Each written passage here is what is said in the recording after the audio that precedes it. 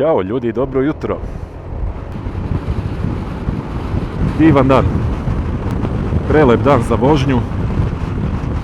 Godišnji odmor konačno stigao i konačno se sve poklopilo što treba da se poklopi, da imam vremena, da je lepo vreme na polju i da mogu da se malo duže provozam van Beograda, što ste svi vi željno iščekivali, jel tako? A i ja isto. Nisam hteo da snimam ovih prvih 5-6 km izlaska iz Beograda, jer to je dosadno. Izašao sam na Ibarsku magistralu, idem na Divčibare. Kad sam gledao kuda da idem, navigacija mi je nudila dve rute. Jedna je bila ovako Ibarskom magistralom, pored Lazarevca, Lajkovca do sela Županjac, pa onda u Županjcu da skrenem desno prema selu Bogovađa i onda dalje prema Mionici. Valjda nisam ništa pogrešio, pređi slobodnu levu traku kad me pretičeš. A druga ruta je bila ovim novim autoputem Miloš Veliki, opet tamo negde do Lajkovca, odnosno do naplatne stanice Lajkovac, pa onda opet tu nekim lokalnim putevima do Divčibara. Gledao sam kuda da krenem, razmišljao i da budem potpuno iskren, nije mi čak ni toliko odbojna ideja da idem autoputem, s tim što ne bih vozio sigurno 130, vozio bih možda 100-110, pa onako lagano desnom trakom, jer sve brže od toga, da budem iskren, nije toliko prijatno na ovom skuteru. Međutim, video sam da će danas biti neki prilično vetrovit dan i ja mislim da bi mi onda na autoputu bilo, da bi to bilo strašno, da bi bilo ubistvo. I ništa, odlučio sam se za magistralu i zanimljiviji je put ovako, ima šta da se vidi. Neću baš moći da vozim 90 celim putem, ali dobro, to i nije toliko bitno. Navigacija kaže da će mi trebati oko 2 sata da stignem, u stvari između sat i 10 i sat i 50 minuta, tako da vidjet ćemo. Čisto sumnjam da za sat i 10 minuta mogu da stignem, toliko mi treba možda do Lazarevca, eventualno do Lajkovca, ali i to na skuteru, da ne upadnem ni u kakvu gužvu, ali baš do Divčibara sat i 10 minuta, mislim, ne planiram da vozim 150, tako da to otpada kao vreme dolaska. Za danas jesu najavili lepo vreme, sunčano, vedro, s te strane je lepo, ali su također najavili bar u košavskom području da će da bude neki jak vetar koji ja osjećam još uvek. Sad vidjet ćemo da li će me pratiti baš celim putem ili će se zadržati negde ovde na izlasku iz Beograda. Sad ćemo da vidimo. Ovde standardno gužva kao i uvek na ovom delu puta. Tako me je bočni vetar zveknuo, okrenuo mi je glavu u desno. Ne pomaže baš ni to što nosim kameru na dnu kacige. Ne doprinosi baš stabilnosti, da budemo iskreni. Sad je malo smanjilo, ja mislim. Malo sam ja ušao ovde, zaklonjen sam ovim stranama i drvećem, tako da je malo podnošljivije za vožnju. Da, prethodna 2 petka ste gledali vožnju do Deliblatske peščare i nazad. To je inače bilo planirano za ovaj odmor koji mi je upravo počeo, ali eto, uspeo sam nekako to da uglavim u tih par slobodnih sati prošle nedelje, tako da mi je drago da sam to uradio i da sad ovih narednih 5 dana imam vremena za neke druge lokacije i neke druge vožnje. Već imam neke planove, ali ajde da ne pričam ništa i da ne planiram ništa, jer to sutra može da se poremeti kad imate malo dete koje je trenutno na antibiotiku, by the way, ali dobro, dovoljno je stabilan da može da ide u vrtić. Znam, nikakva sam majka, ne pitajte me ništa. Nemoj da izađeš, ni ti nemoj da izađeš, to ne bi bilo prijatno iskustvo ni za tebe ni za mene, hvala. Autobus nije u naseljenom mestu, ne moramo da ga pustimo, apsolutno me ne interesuje. 7:20, super. Ja sam krenuo oko 7 od kuće, mada sam stajao jedno 5-6 minuta tamo kod Orlovače da namestim ove kamere i ovo snimanje, jer kao što rekoh nisam htio da snimam sam izlazak iz Beograda, pošto je dosadan. i nemate šta novo tu da vidite. E sad, magistrala kao magistrala, išao sam ovuda više puta, išao sam i u Lajkovac, i u Lazarevac, i u Valjevo, i na Rudnik. I gledali ste vožnju magistralom na mom kanalu, ali magistrala je sama po sebi takva da uvek nešto novo možete da doživite, u pozitivnom ili u negativnom smislu, tako da nam ostaje da vozimo, da budemo pažljivi, da uživamo dok možemo i da pazimo na ludake. A ima ih, pogotovo u ovo vreme kada gomila njih ide za Beograd na posao, možemo da očekujemo svašta. Kamion ispred nas vozi 85 na sat, za svaku pohvalu, i ako ovako bude nastavio, ja mogu da vozim za njim dokle god on ide. Ima valjevsku registraciju, tako da će on najvjerovatnije do OMV-a u Ćelijama da vozi magistralom, pa onda da skrene desno. Vidjet ćemo da li ćemo baš voziti za njim celim putem ili ćemo ga možda preticati, kakva bude situacija. Ne žurim ni nešto pretjerano, nije mi bitno sad da za 2 sata odem i vratim se. Voleo bih da se vratim kući bar negdje do 1, pola 2 popodne, što je ovim tempom sasvim izvodljivo. Tako da trenutno bez žurbe i bez glupiranja ulazimo u Meljak. Ovdje je inače ograničenje 50, plus malo je gužva. Ljudi ulaze, izlaze, skreću u prodavnice, ali to smo prošli relativno brzo. Šta je brevo? Kvad bez svetla. Bar ima kacigu. Osjeća se malo i ovdje da duva vetar, ali nekako je valjda drugačiji je reljef, pa onda malo sam zaklonjeniji. Nije toliko strašno kao što je bilo tamo između Beograda i Rušnja.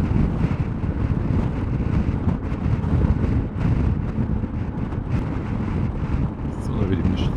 Sve okej. Možda malo da pomerim kameru na gore, tako. Čini mi se kao da ugao nije bio baš najbolji, da je previše na dole snimala. Izvinjavam se ako je bilo tako, evo sad će biti malo bolje. Nisam primijetio na vreme. E da, nakon one vožnje do Deliblatske peščare i nazad, to zaboravim da vam kažem, vozio sam se malo još tu po gradu.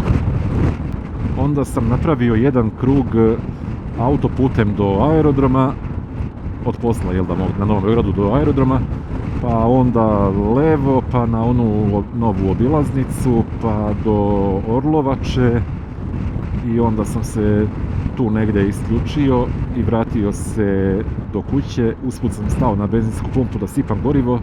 Prešao sam ukupno nekih 270-280 km na primjer. U tom trenutku sipao gorivo, izmerio potrošnju 3,09 litara na 100 km. Bombona. Znači, za otvorene puteve, za brzine od 80-90, boga mi na autoputu je bilo i 120-130, ovaj skuter je fenomenalan. Evo sad ovih 87 ja ne osjećam ni brzinu, ni da držim gas. On je na 5000 obrtaja. Verujem da mu je trenutna potrošnja 3 ili ispod 3. Žao mi je što nemam sad neko praćenje u realnom vremenu, a mrzi me sad da mu dodajem neke OBD konektore, da instaliram neke aplikacije na mobilni. Možda i to uradim u nekom trenutku, nije isključeno. Imao sam još par nekih ideja, a to je možda dodavanje telemetrije na moje klipove. To mi je neko od vas u komentarima odavno već predložio i ja sam tad bio u fazonu, ma ne mogu, to mi je veliko cimanje. I onako ja seckam ove svoje klipove, nije to u kontinuitetu, ružno bi izgledalo. Međutim, sve više mi se sviđa ta ideja, pogotovo za ovako neke duže vožnje. Verujem da bi bilo zanimljivo da vi možete da vidite, da na ekranu vidite i brzinu i ubrzanje i ugao naginjanja i nadmorsku visinu i mapu kuda se krećem trenutno i tako dalje. Možda to uradim. Video sam jedno od rješenja, postoji ih više naravno, ali ono najjednostavnije rješenje za sve to je prvo software koji košta nekih $200. Jednokratno se plaća, što je super, ali opet $200 mi je baš u ovom trenutku malo malo veće izdavanje za YouTube kanal, ali ajde vidjet ću, možda nađem neku drugu opciju, makar i komplikovaniju, ali baš da ne moram toliko para da dajem. Nemam pojma, vidjet ćemo. Da sam neki programer, ja bih to napravio sam, jel da? Pogotovo sad sa ovim AI-evima i ChatGPT-evima i vibe codingom. Zapravo i nije loša ideja, mogao bih da probam. Eto, sad ste mi dali ideju. Vama je možda sad malo dosadno što je ovaj kamion u kadru non stop. Šta da radim? On vozi 85, 90, znači meni brzina savršeno odgovara, ja inače ne bih vozio brže od ovoga. Jeste da je malo bez veze što je konstantno tu ispred i što ne možete da vidite ništa drugo, ali evo gledat ću malo levo desno pa da malo promenimo. Evo čovjek pravi kuću, odnosno neki dodatni deo kuće pravi. Evo ovaj ovdje ne pravi ništa. Nije ni omalterisao. I tako, eto. Da ne bude da gledamo samo u kamion. Malo osjećam da me vazduh i ovo kovitlanje vazduha od kamiona da me malo baca levo desno, nije ništa strašno. Da idemo brže, vjerovatno bi mi više smetalo. Restoran Kale sa naše desne strane, topla preporuka za sve vas koji volite da jedete.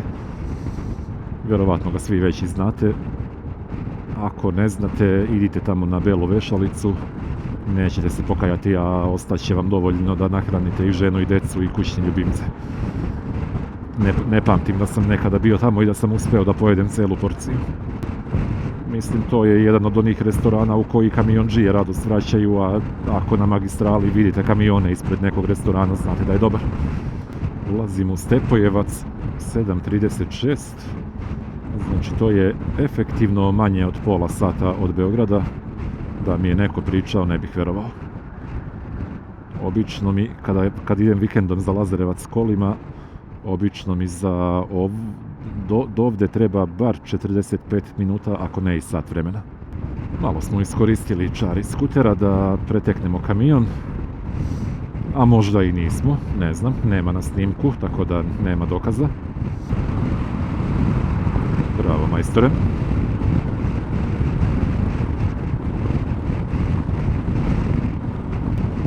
Ja ću sad malo da se držim desne strane jer ne planiram da pretičem ovaj kombi. 90 vozimo sasvim dovoljno, a vidim da iza mene ide još par njih nervoznih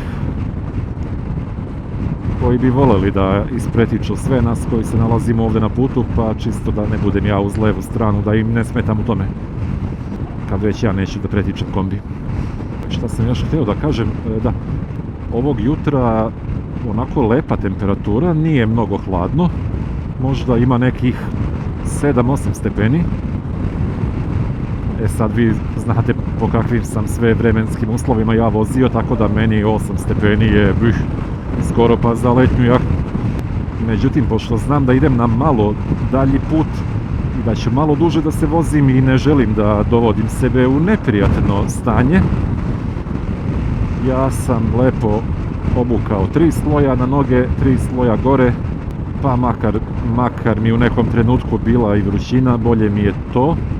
Bolje mi da se oznojim, pa da se lepo istuširam kad dođem kući, nego da se smrzavam i da mi bude neprijatno. To je moja logika, koja se u prethodnih nekoliko vožnji pokazala kao jako dobra.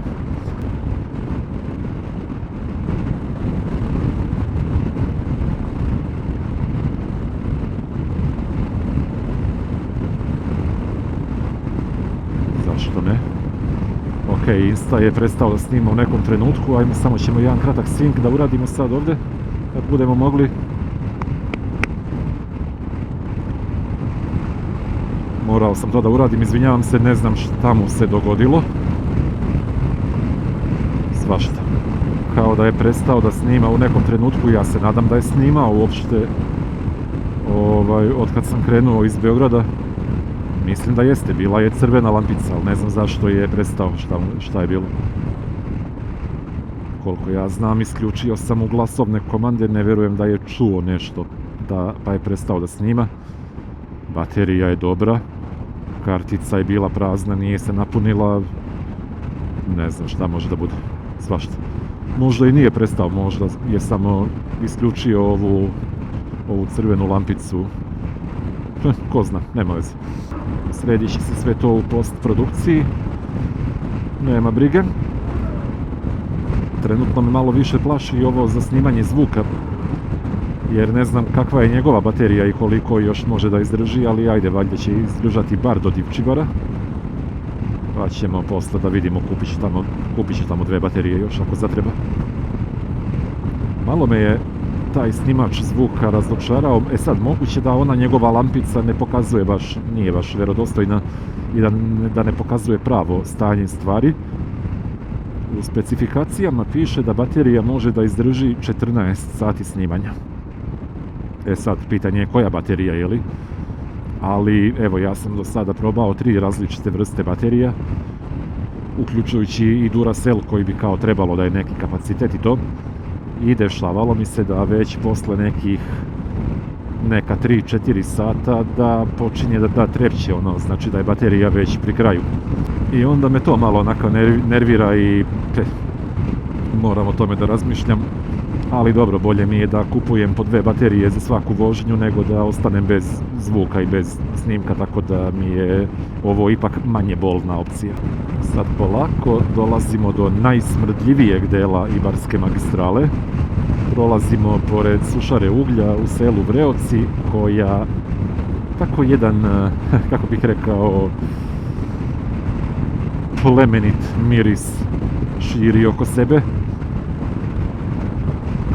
da to ne možete da zamislite i ne mogu da vam opišem i ne možete preko snimka da steknete predstavu o tome. Morate da prođete ovuda, da prođete bar jednom u životu i da sami osjetite taj miris koji ja osjećam svakog vikenda u posljednjih 20 godina. U stvari duže od toga, vozio sam se ja ovuda i ranije. Sad nije strašno.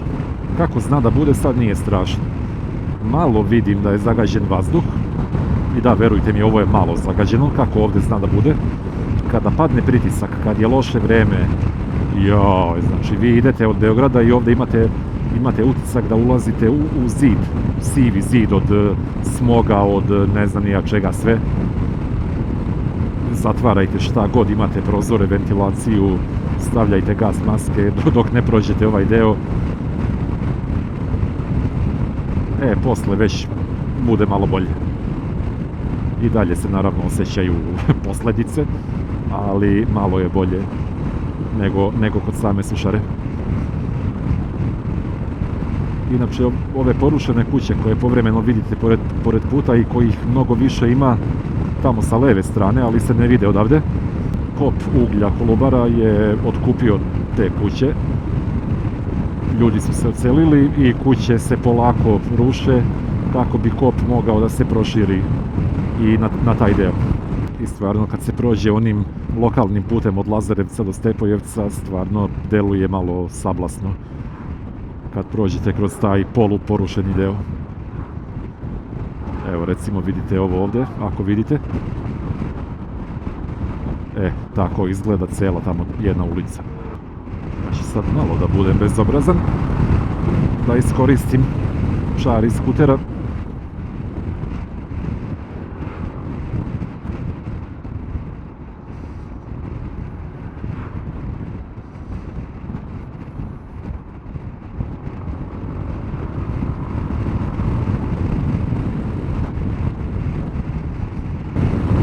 Iskoristili smo čar iz skutera, malo smo se isprovlačili koliko je to bilo moguće. Autobus je iza nas, to je bitno. I možemo ponovo da vozimo normalno. Normalno znači oko 80 na sat po GPS-u, nemojte da gledate šta ovdje piše. Ovo nije realna brzina. Prolazimo pored benzinske pumpe bez pogleda na nju nakon 56 km vožnje. Prolazimo pored Lazarevca. Home sweet home. Idemo dalje.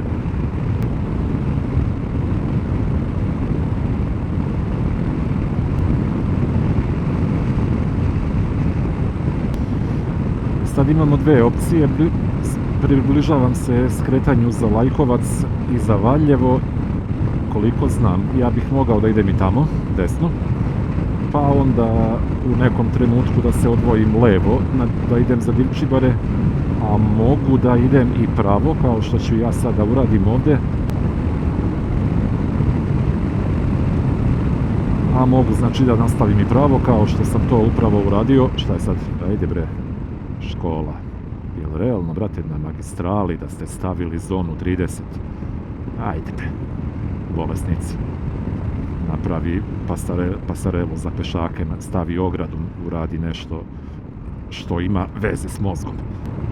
Da, kao što rekoh, mogao sam tamo da skrenem desno prema Lajkovcu i onda da idem kroz Lajkovac i dalje prema Valjevu i onda da skrenem negdje levo prema Divčibarama, a može i ovako da nastavim pravo, da idem do sela Županjac i onda da se tu odvojim desno, što sam ja i odabrao, jer ipak do Lajkovca i tamo onaj put prema Valjevu, tuda sam se vozio već par puta. Ovuda sam išao samo jednom kad sam išao na Rudnik, pa onda ajde malo da ne zapostavimo ni ovu rutu previše, da se malo vozimo i njom. Napuštamo Ćelije, ulazimo u Županjac i tu bi negde trebalo uskoro, ja mislim još 2-3 krivine, pa za 1 kilometar na primjer, mislim da je to skretanje koje meni treba. Nisam uključio navigaciju, ali prepoznaću ga, ima putokaz za Mionicu, tako da onako relativno je velika raskrsnica, nije teško prepoznati. Možda se vratiš u svoju traku, molim te. Hvala. Kad budem kupovao sljedeću kacigu, morat će da imam malo bolje malo bolji vizir za sunce. Jer evo, meni je sad vizir za sunce spušten, ali prilično mi smeta. Mogu da vozim, nije strašno, ali nije to. I Mionica desno, tako je, to je to.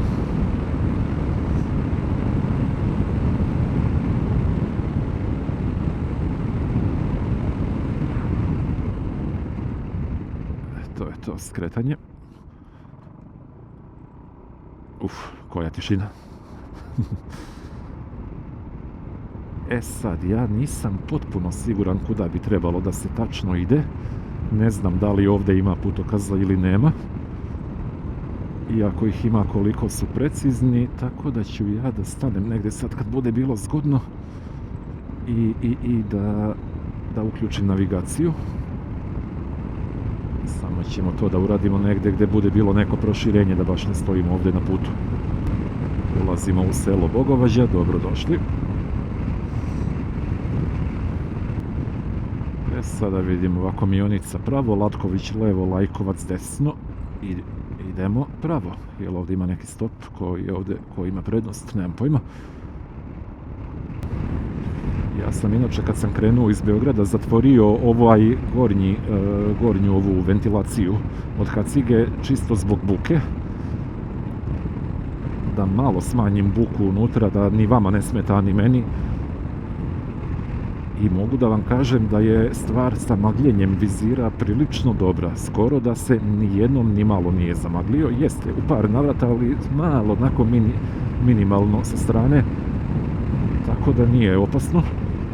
Znači ona folija možda ipak radi svoj posao, samo kad sam išao u Deliblatsku peščaru to nije bilo, nisu baš bili idealni uslovi. Ipak je bilo negdje oko 2-3 stepena. I ja sam onako u par navrata aktivno pričao kada sam skoro stajao u mestu. Ni malo vazduha nije ulazilo u kacigu, tako da tad vjerovatno već ni ta folija nije mogla da odradi svoj posao kako treba. Mislim, ni pravi pin lock vjerovatno ne može u svim uslovima da potpuno spreči zamagljivanje. Ali dobro, nije strašno. Šteta što je asfalt ovakav kakav je, ovo bi baš bio lep put za vožnju. Na Simu nije strašno. Osjećam naravno da je neravno i sve to. Ali da sam na Mustangu, jao, kakvo bi to trešenje bilo. Kakav bi to bio doživljaj. Do sad bih vjerovatno morao da stanem bar jednom da sipam gorivo, da sam na Mustangu. Šta je ovdje? Zabranjeno osmatranje, snimanje i pristup, ok, nemojte da gledate. Ovdje je neka kaserna ili neki vojni magazin ili tako nešto. Nisam hteo da snimam, odnosno nisam hteo da taj deo snimka stavljam, da ne bude posle problema sa vlastima. Koliko bi bilo lepo voziti se da je dobar asfalt. Baš šteta. Koliko sam na navigaciji video, na mapi, zapravo ja do Mionice treba da stignem. I do sad sam imao putokaze za Mionicu, zbog toga još uvijek nisam navigaciju uključio, da mi baš ne izvuče bateriju na telefonu prerano, jer se ipak treba i vratiti nazad za Beograd nekim putem. Donji Lajkovac, dobro, Bogovađa izlazimo, rupetina na sred puta ogromna. Sad valjda nastavljam ovuda. 175, mislim da je to taj put. Ako se dobro sećam. Ako sam zalutao, nema veze. Idem u avanturu pa gdje završim. Joj, put je očajan. Ne znam koliko možete da vidite na kameri, ali ja mislim da je u Deliblatskoj peščari bilo ravnije nego ovdje. Strašno. Opa, jao, gledaj ovo, čoveče. Dobro je da znam za sljedeći put, iako nekad budem išao kolima na Divčibare, da ne idem ovuda ni slučajno. Znači, ovdje je put apsolutno užasan. Pejzaž je lep, pogled je lep, sa desne strane ne baš toliko, ali sa leve prilično lepo.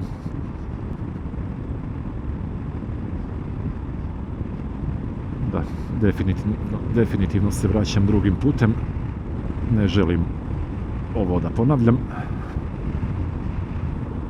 Ako ću da idem u neki off-road, onda ću da idem u off-road. Da znam da nisam na asfaltu i da znam zbog čega je put ovakav kakav je. A pazi, a ja kao da me neko tera da vozim 65. Ali ne mogu stvarno da usporavam. Zanimljivo mi je ovako. Nervira me, ali mi je zanimljivo. Lep pogled i sa leve strane, ali malo mi je teško da gledam na obe strane u isto vrijeme. I stižemo do mesta Nanomir.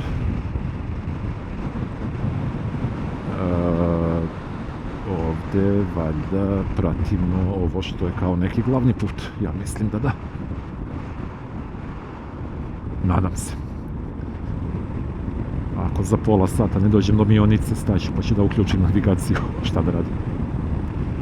Tu su lavovi, tu su golubovi, galebovi, anđeli, demoni i svi ostali što se stavljaju na ogradu. Izlazimo iz Nanomira. Opet mi je ovaj Insta360 napisao da je prekinuo snimanje. Pretpostavljam da mu je sad prazna baterija. Sat vremena snima, tako da, dobro, to je već očekivano. Nema veze. Neću sad da mu menjam bateriju. Do Divčibara ćemo da izdržimo samo sa ovom GoPro kamerom, pa ćemo u povratku da stavimo novu, da snimi bar jedan deo puta nazad za Beograd.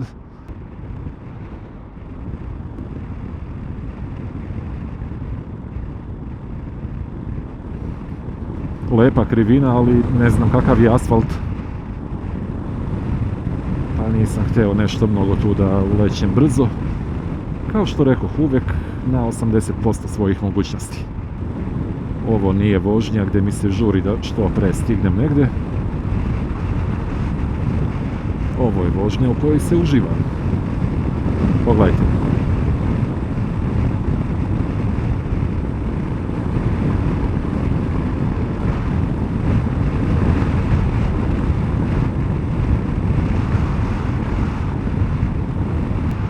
V Marišta. Velika, valjda, ne znam.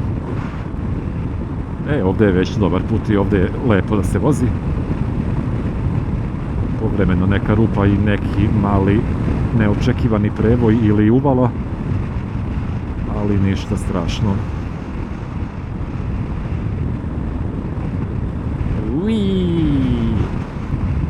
Sa desne strane puta ima dosta ovog peska, rizle, pa gledam da se ne približava mnogo. Ja vidi što je lepo pogled odavde, čovječe. Put je ponovo očajan na ovom delu, ali pogled je prelep. Aj malo da gledamo sad i u put, pošto ovuda nisam nikad ranije vozio, tako da pojma nemam šta me čeka. Naseljeno mjesto, zona škole i vaša brzina 50 ili 55, 50, hoće ovaj smajli da postane zeleno u nekom trenutku. Jej! Ovo je drugo ili treće mjesto gdje vidim ovako grob jedan, sam, usamljen. Neko je nekoga tu sahranio da mu bude blizu. Kad se to dogodilo i da li je to tad bilo po zakonu ili nije, nemam pojma, ali baš onako deluje malo sablasno. Mislim, ranije su se ljudi sahranjivali u svojim dvorištima, nije to ništa ovdje čudno u ovim krajevima. Ali opet mi je malo onako, ne znam, ne mogu da nađem pravu reč. Dobro, ima onaj jedan loš deo puta tamo kroz Bogovađu, Vrtiglav, dobro. Ima i taj jedan loš deo puta, ali najvećim delom mi se put sviđa. Ovdje je već dobar asfalt, ima ovih lepih krivina. Zanimljivo je voziti, lep je pogled, lep je pejzaž. Tako da mi u ovom trenutku i nije toliko žao što nisam išao onim drugim putem. Ali ipak mislim da... Šta je ovo? Lišće?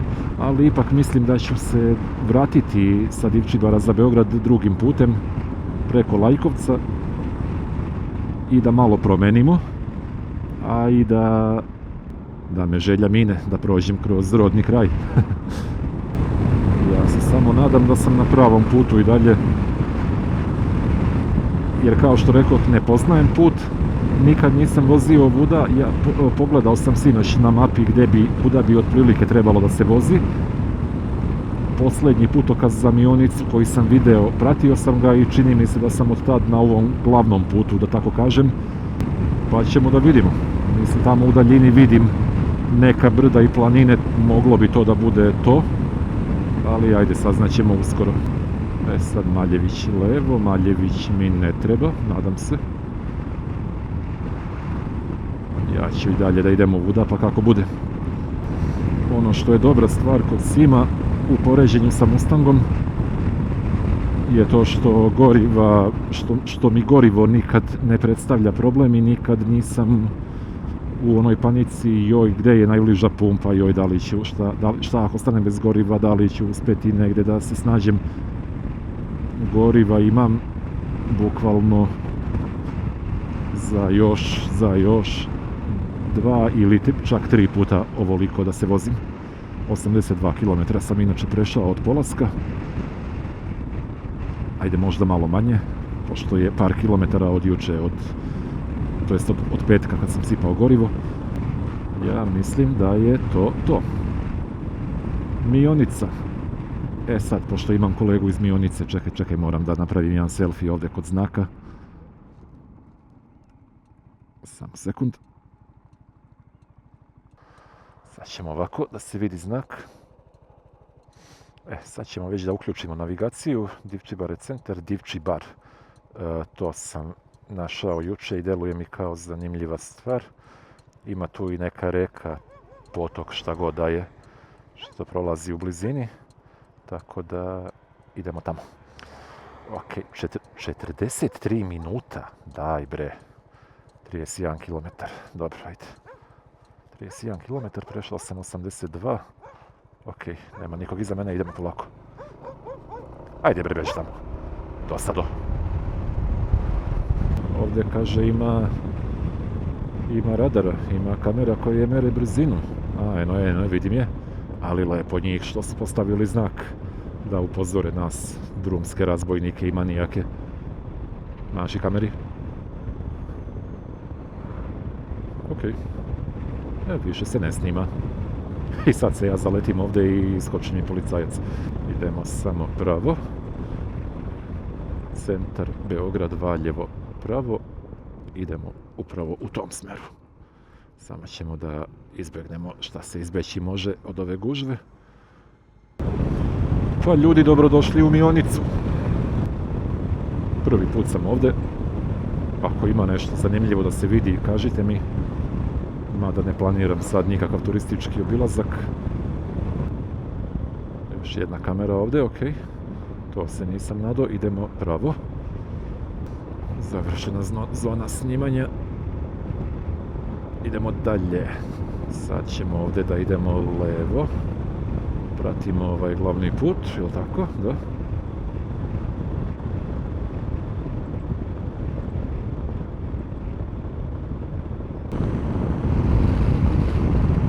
GoPro snima i dalje. Zvuk se snima, nadam se, i dalje. Malo je bez veze što sad to ne mogu lako da provjerim. Morao bih da otkopčavam prsluk pa da onda gledam da li sija ona lampica, mada sat vremena tek snima, nadam se da je živa baterija još uvijek. Doduše, snimala je celu onu vožnju do Deliblatske peščare i nazad, tu je imala nekih 3,5 sata.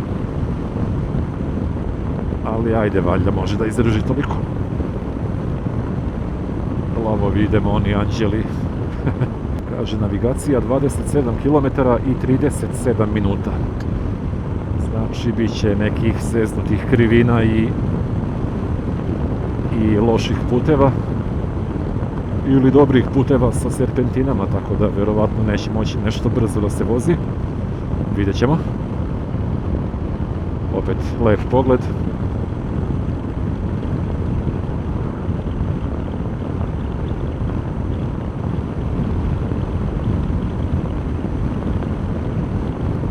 Preporučena brzina 40.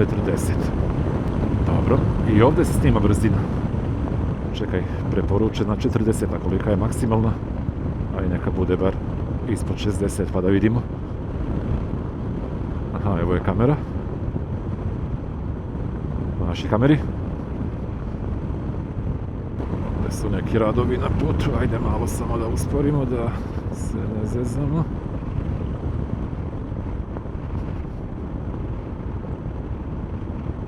Da nam neko ne izleti neplanirano.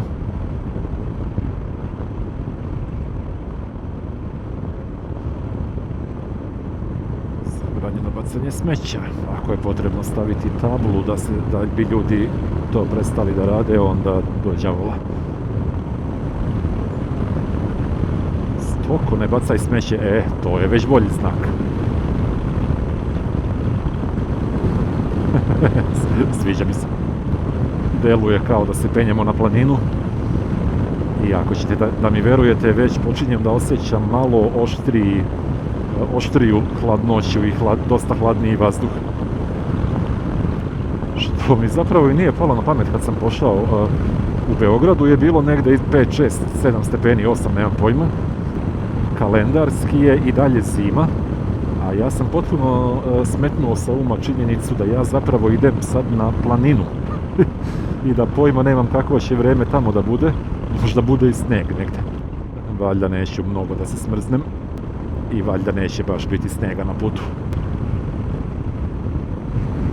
Lepo, lepo. Ja mislim da mi idemo tamo. Ili bar tu negde. Ali idemo u planine. U svakom slučaju. Što bi Knezd rekao, oh my dear friends, I'm so excited. Znam, ne umem da imitiram lepo, izvinjavam se. Idemo pravo i dalje. Brežđe levo. Brežđe desno. Neko je okrenuo putokaz. Da se malo zeza sa ljudima koji nisu odavde i koji prolaze prvi put. I idu u selo Brežđe. Šta je ovo na putu? Ne bih da preko toga prelazim ako ne moram. Još 21 km do cilja i, kaže navigacija, 30 minuta. Stvarno je neko mogao malo i da očisti ovo sa puta. Mnogi bismo mu bili zahvalni.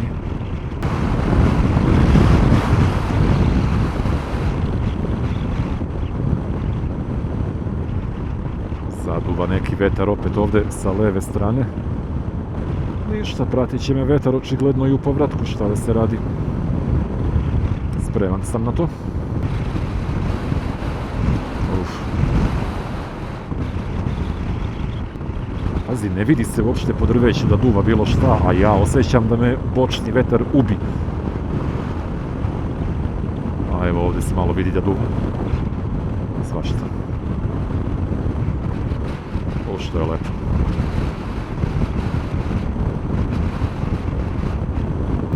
Izlazimo iz sela Brežđe, još jednom prelep pogled.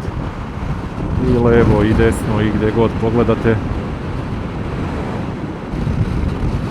Mene i dalje bočni vetar ubija.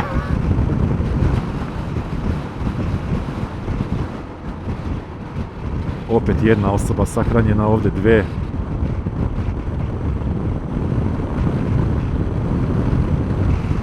Da vidimo, da vidimo Divčibare pravo, da vidimo navigaciju, da Divčibare pravo. Sve se slaže, sve se slaže.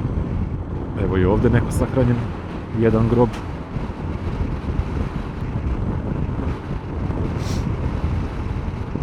Znači, prilično česta pojava u ovom kraju.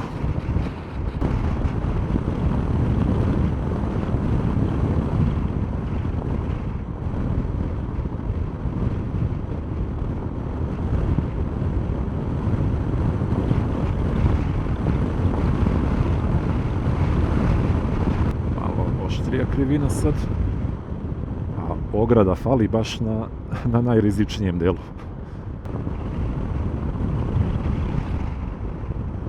Ovdje je kamenolom neki u blizini, tako da od ove prašine koja pada po putu može da bude malo klizavo, pogotovo kad padne kiša. Svejedno, prilično lep put u ovom delu. Vidite i sami ostalom.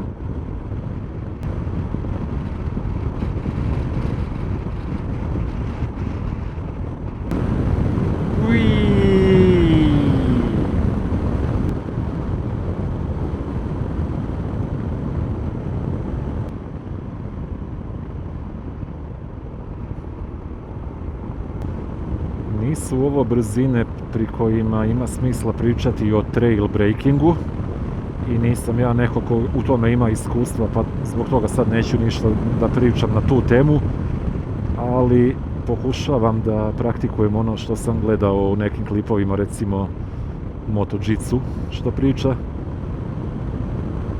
kako kočiti u krivinama, kako ubrzavati, u kom trenutku, na koji način, i pokušavam da praktikujem i da vežbam upravo sad neke od tih stvari. Znači, ajde sad nisam lepo to uradio.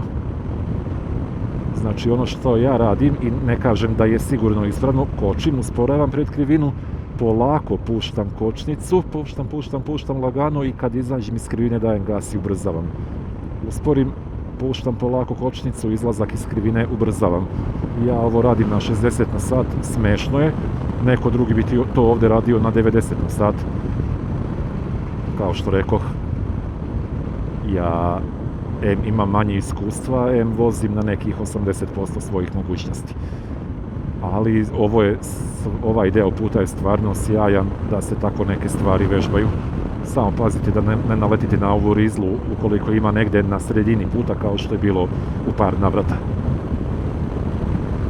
Mjesto Krčmar. Ovdje idemo levo.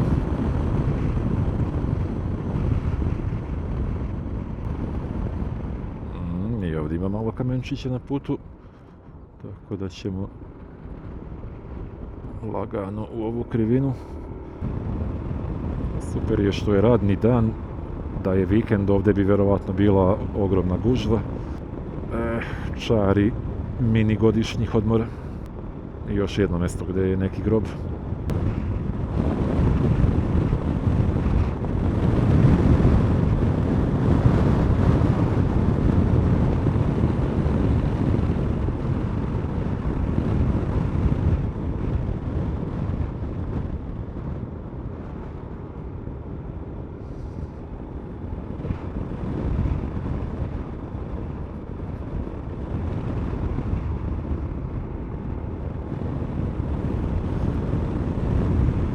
Lepe krivine, meni malo bije sunce u oči, pa a ne poznajem ovaj put pa mi je to malo zeznuto, a vidim da povremeno na nekim mjestima ima ove rizle na putu i onda se toga plašim i ne želim previše da se zalećem i previše da eksperimentišem u ovim krivinama, da se ne bih loše proveo, ali ovako je sasvim lepo i ovako je, ja mislim,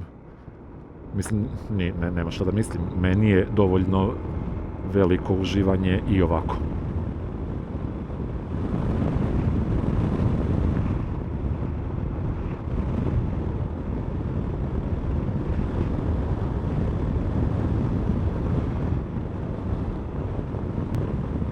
Pretpostavio sam da će biti ovakav put i da je zbog toga navigacija rekla da će mi za 20 km trebati 30 minuta. Mislim, dobro, ne žalim se, lep je put, ja stvarno uživam ovdje u ovoj vožnji. Pogled je verovatno mnogo lep, ali ne stižem da gledam sa strane, zaista. To je ono što sam prokomentarisao kad sam se vraćao iz Deliblatske peščare u onom klipu, da je na tim ravnim pravim putevima ponekad mnogo lepše za vožnju jer mogu da vozim i da gledam levo desno, da razgledam okolinu. Ovdje ne mogu. Ovdje moram da budem fokusiran na put ispred sebe 100%. Znači nema zezanja, nema razgledanja okoline, pogotovo zato što prvi put ovuda prolazim i stvarno pojma nemam šta me čeka na putu. Evo, mogu sad malo da bacim pogled na levo da i vi nešto vidite, ako vidite. Sad nakon ove krivine će biti jedan pravac, ali idu kola u susret, tako da ništa od toga. Ajde vidimo kako vuče Sim uzbrdo.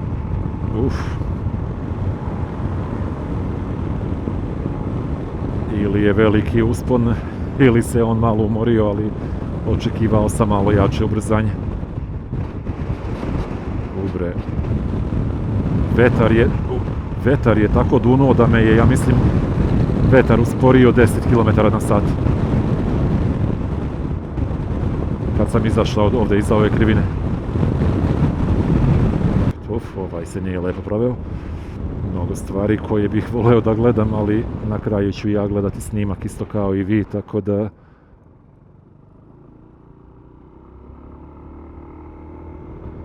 Ipak moram malo više da gledam kuda vozim. Pogledaj, sad nailaziš na krivinu i pred samom krivinom na putu ova rizla.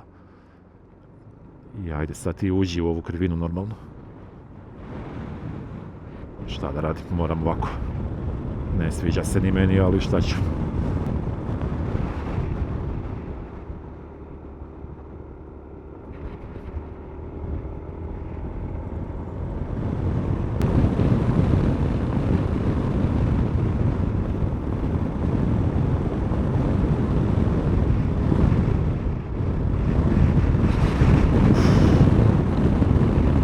Još jednom jak udar vetra.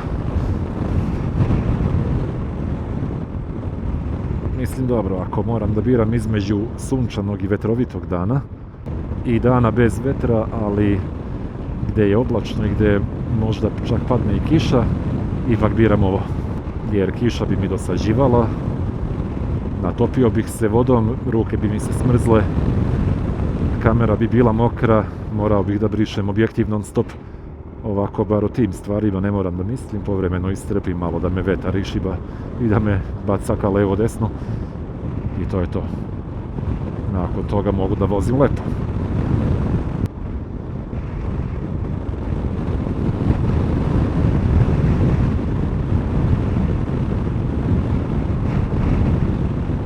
Ja mislim da ću ostaviti skoro ceo ovaj deo sa usponom. Čisto ako neko voli da gleda, eto, samo takvu vožnju, da može da odgleda taj deo klipa. Obeležit ću dole u opisu od kog minuta šta počinje, pa da možete malo i da preskačete ako želite. Obično to ne radim na svojim klipovima, ali mislim da bi sad imalo smisla tako nešto, jer... čekaj, ovdje mora da se napravi jedna slička.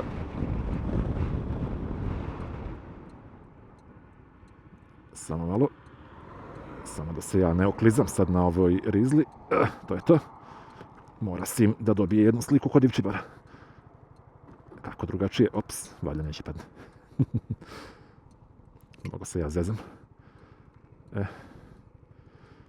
Sačekaj se tu. Vraćamo navigaciju. Jala duva, znači zalediše mi se ruke, čekaj sjednem na skuter da ga ne obori vetar. Sad će ovaj kamion da me ponovo obiđe. Nema veze. Blizu smo jednako, još 4 km.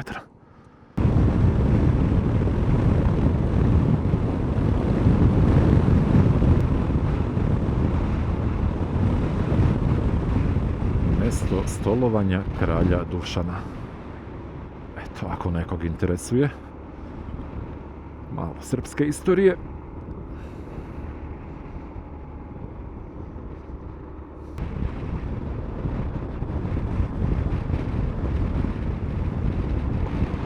Zida se uveliko. Mada mi deluje da nije toliko strašno, da se još uvek nije pretvorilo u Zlatibor.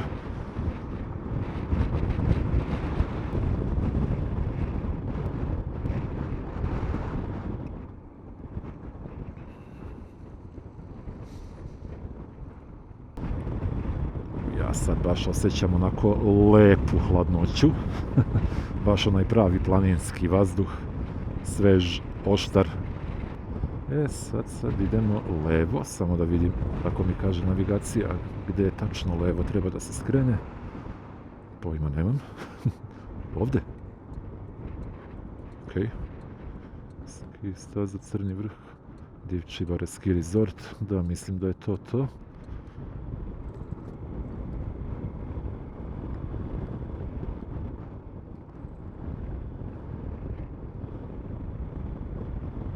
Pet minuta, 1,3 km.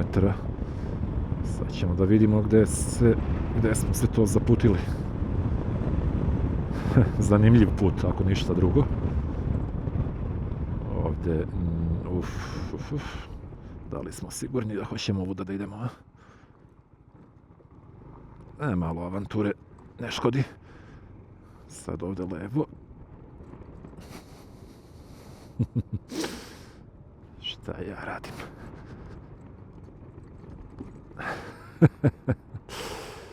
Ok, da nije tužno, bilo bi smešno na šta putevi liče i šta jedno turističko mesto dozvoljava sebi. Pogledaj ovo. Mislim, nemam komentar.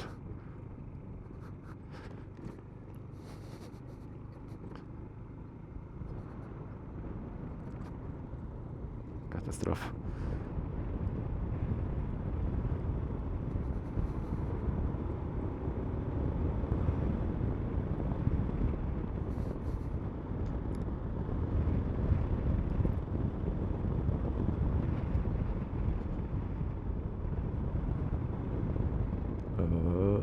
Aha, pravo.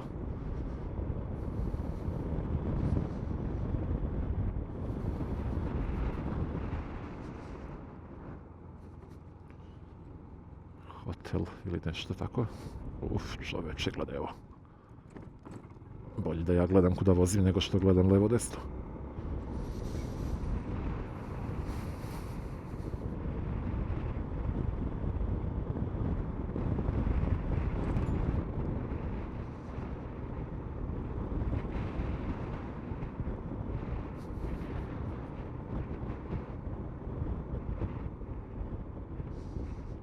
Ok, ovdje ćemo opet lagano. I ovo ovdje se izdaje i prodaje. Da li je moguće? Neki kafić ili tako nešto na prodaju i izdavanje. Pazi, ovdje su stavili drvene palete da ljudi ne upadnu u šaht koji nije baš najbolje urađen. Strašno. Apartmani na prodaju. Ako planiraju i ovaj put da srede, onda možda ima smisla kupiti apartman.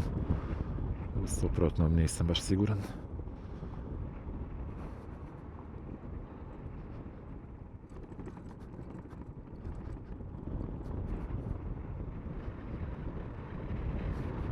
Ovdje imamo parking da vežbamo. Malo poligon. Ovo je tamo ski staza.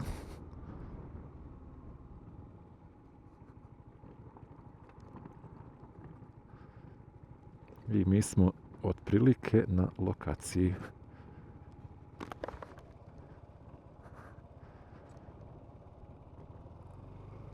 ...8:52, znači oko 2 sata vožnje, malo manje od toga, 116 km od Beograda. Osim za vozila stanara i vozila Divčibare Ski Resort, dobro, tamo znači ne možemo da uđemo. Zabranjeno spuštanje ovim putem, dobro važi. Izvinjavam se što sam došao. Sad ćemo da probamo da napravimo ovdje jednu sliku. Samo nemam pojma gdje tačno to da uradim. Aha, evo, imam ideju. Joj bre. Ostaću bez točkova. Mislim da bi ovdje bila sasvim lepa lokacija da se sim slika. Ljudi, stigli smo na Divčibare. Ja sam video na mapi da ovdje postoji neki restoran, kafić, nešto, nemam pojma. Očigledno ne postoji i ako postoji, ja do tamo ne mogu da dođem skuterom. A ne bih ga baš ovdje ostavljao bez ikakvog nadzora jer pojma nemam. Ni gdje treba da idem dalje, ni ništa. Tako da ću ja sad polako da završavam ovaj snimak. Ovdje na početku ili na kraju ove ski staze do koje sam došao. Ne baš najlepša slika, šta da se radi. Evo ga sim. I to je to. Stigli smo na Divčibare. Jako lepa vožnja. Povremeno loš put, ali dobro, ništa što se ne može podneti i preživjeti. Sad ću da napravim pauzu 10 minuta, da pojedem i popijem nešto što sam poneo od kuće i da nakon toga se ponovo montiram, pakujem i krećem za Beograd.